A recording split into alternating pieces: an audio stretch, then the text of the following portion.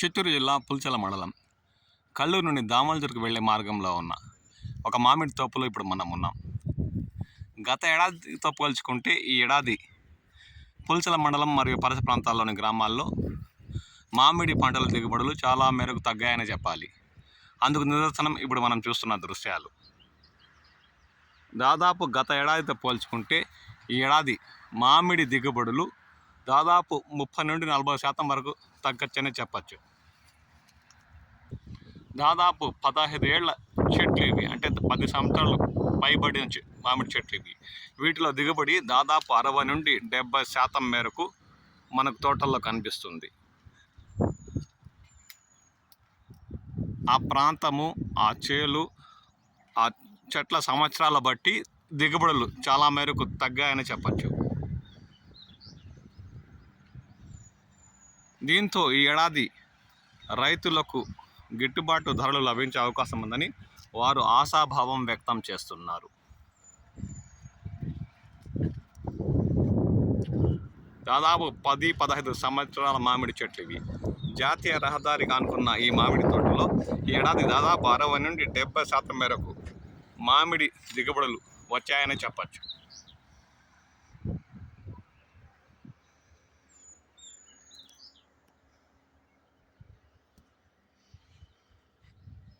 చెట్లు గుబురుగా ఉండడం వల్ల పంట చాలా మేరకు బయటకు కనబడట్లేదు. చెట్టు లోపల భాగానికి వెళ్తే 60 నుండి 70% వరకు ఏడాది పంట దిగుబడులు ఉండే అవకాశం ఉందని రైతులు ఆశాభావం వ్యక్తం చేస్తున్నారు.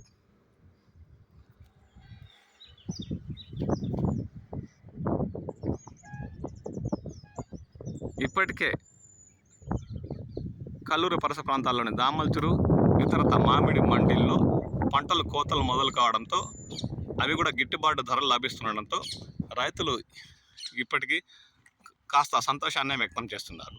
ఇలాంటి ధరలు కంటిన్యూ అవుతే ఈ ఏడాది రైతులు నష్టపోయే అవకాశం లేదని వారు ఆశాభావం వ్యక్తం చేస్తున్నారు.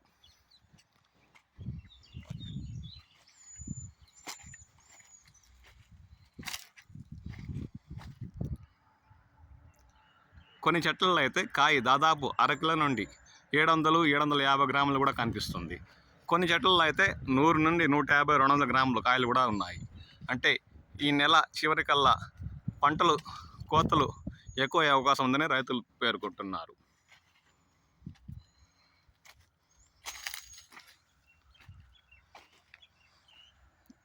గత ఏడాదితో పోల్చుకుంటే దాదాపు 30 లేదా 40% దిగుబడులు తగ్గే అవకాశం ఉందని రైతులు అంటున్నారు. ఆ దృశ్యాలనే ఇప్పుడు మనం చూస్తున్నాం.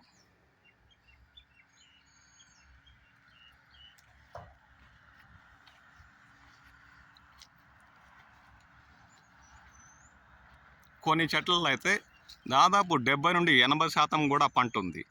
కొన్ని చెట్లలో అయితే 40-50% మేరకే చెట్లలో పంటల దిగుబడులు కనిపిస్తున్నాయి. గత ఏడాదితో పోల్చుకుంటే ఈ ఏడాది రైతులకు లాభాలు పట్టే అవకాశం ఉందని వారు పేర్కొంటున్నారు. లాభాలు చవిచూసే అవకాశం కూడా ఉంది.